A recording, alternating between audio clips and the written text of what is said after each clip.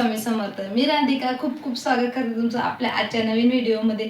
आजचा व्हिडिओ बनवायचं कारण असं आहे की आज मी तुमच्यासोबत मस्त असे तिळगुळाचे लाडू शेअर करणार आहे. तर जवळच आता संक्रांत आलेली आहे, त्या हिशोबाने म्हटलं मी जशा पद्धतीने बनवत आलेले आहे आतापर्यंत लाडू, तर आधी मी खूप घाबरायची लाडू बनवायला की ते पाक बनवा की जर नाही जमलं तर मग वेस्टेज जाईल, सगळ्या वस्तू खराब होतील ह्या हिशोबाने. पण नाही, तुम्हीही तसं घाबरत असाल, मला माहितीच आहे. ज्या न्यूली मॅरिड असतात किंवा गोड दीदी वगैरे काही असतील त्या घाबरतच असतील. तर चला, मी जी रेसिपी तुमच्यासोबत शेअर करणार आहे ती नक्कीच तुम्ही शेवटपर्यंत बघा आणि काही ट्रिक्स पण त्याच्यामध्ये असतील तर ते सुद्धा तुम्ही फॉलो करा.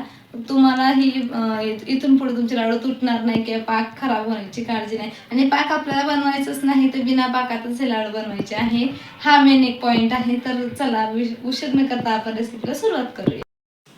सुरुवातीला कढईमध्ये मी असे तीळ घेतलेले आहे. तीळ स्वच्छ करून घेतलेली होती आणि पांढरे तीळ तिला मस्त भाजून घेणार आहे. तर भाजायचं असं आहे की तळतळ असा आवाज येतो बघा, ॲटोमॅटिकच तीळ उडायला लागते. थोडीशी लालसर होईपर्यंत, जास्तही आपल्याला तीळ करपवायची नाही आहे, त्याच्याने लाडूंना करपलेला असा स्वाद येईल. तर त्यानंतर मी एका ताटामध्ये हे कढईमधून काढून घेतलेले आहे तीळ.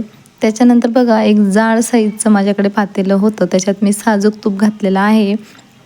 आणि तुपाचा वापर तुम्ही कमी जास्त करू शकता, पण आमच्या घरात फ्लेवर कमी आवडत असल्यामुळे मी तूप जरा कमीच टाकलेलं आहे.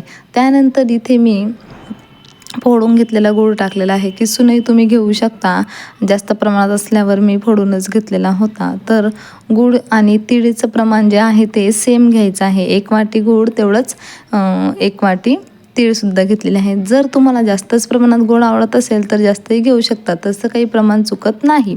तर बघा, जसं पाक चेक करताना आपल्याला ही ट्रिक वापरायची आहे की पाक उकळी आली की लगेच तो पाक रेडी असतो. यामध्ये आपण पाणी वगैरे टाकलेलं नाही, त्याच्यामुळे काही वेगळं चेक करण्याची गरज नाही. लगेचच तीळ ॲड करून मी मिक्स करून घेतलं.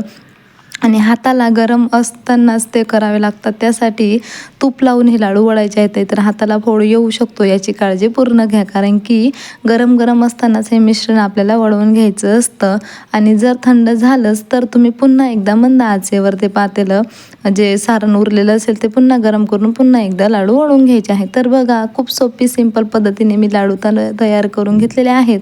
जर रेसिपी तुम्हाला आवडली असेल तर आपल्या चॅनलला सबस्क्राईब करा आणि जास्तीत जास्त तुमच्या मैत्रिणींना रेसिपी माझी शेअर करा, जेणेकरून माझी रेसिपी जास्तीत जास्त लोकांना बघता येईल आणि त्यांना मदत होईल.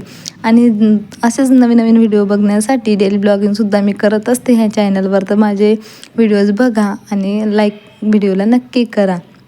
अजून तुम्हाला कसल्या प्रकारचे रेसिपी हव्या असतील तर ते सुद्धा तुम्ही कमेंट बॉक्समध्ये सांगा. आणि आजचे लाडू बनवल्यानंतर कसे झाले हे मला सांगायला विसरू नका. तर बघा, खूप मस्त खुसखुशीत असे लाडू झालेले आहे. हे लाडू आपण 8 ते 10 दिवस हवाबंद डब्यामध्ये सुद्धा स्टोअर करू शकतो आणि मुलांना हे लाडू देण्यासाठी खूप पौष्टिक आहेत. हिवाळ्यासाठी मस्त रेसिपी आहे. चला, भेटूया पुन्हा नवीन व्हिडिओमध्ये.